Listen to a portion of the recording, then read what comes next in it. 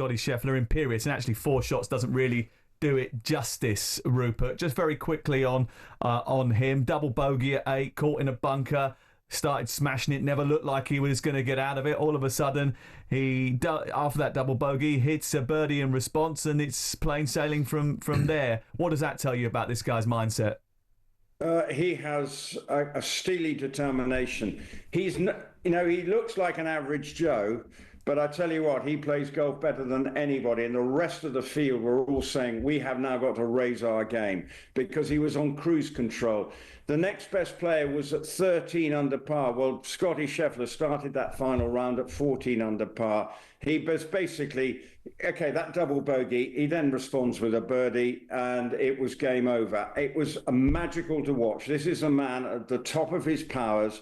He is brilliant. He's not flashy. He doesn't, that 2-minute statement basically says it's not the most important thing. It's a sport. I'm just very good at it. I will do my best. Well, his best is better than anyone else, but then actually away from it, as you saw, his family and outside is what he sees as the most important thing. Rupert, on Saturday night, when the game had finished and all, I said to my son William, I said, he'll win by 6 tomorrow.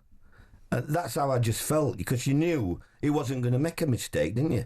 He's so, he just plods on, doesn't he? A bit like what Faldo used to do in my era.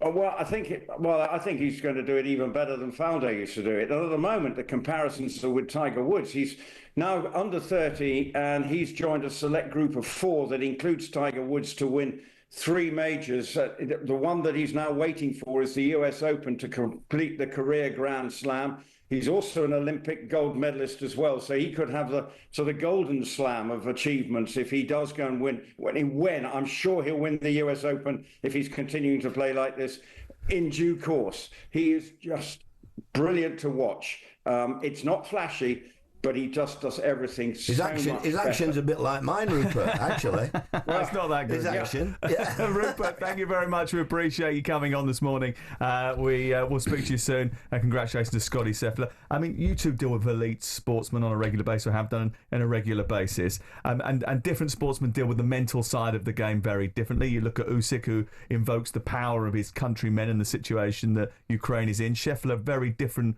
response this week with his comments about it not being the most important thing.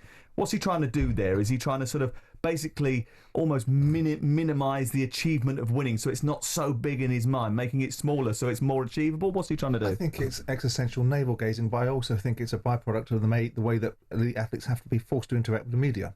You saw an example 4 weeks ago of Rory McIlroy being lauded and applauded by everybody in the media 6 weeks ago when he won the Masters. Roll forward 3 weeks against the PGA, and he's being taken down by the media because he doesn't want to speak to them, didn't play very well in that tournament, earned the right to speak to them when he feels like it. So I think these elite athletes sit back and go, when you reach an Everest, you go, okay, what else is there? Whether it's money or recognition or fame or credibility, and you look around and you think, well, actually, it can be quite lonely there, but also I live in a world where I'm very ambitious, and when I'm an ambitious person, what I've got is never enough. So then sometimes you reach that point and you go, well, what else is there?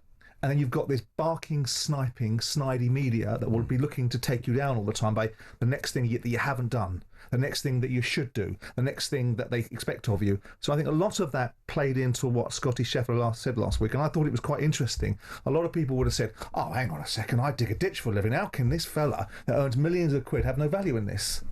I think he was quite clever as well at what he said, Simon, in the fact that just deflecting it a little bit, but that his family, I know his family is more important, but you can't tell me that he's not up for these. He wasn't saying that, though, Neil.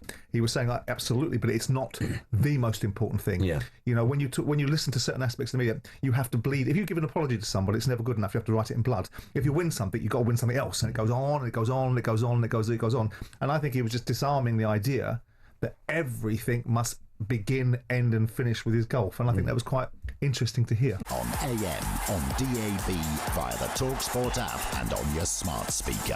TalkSport.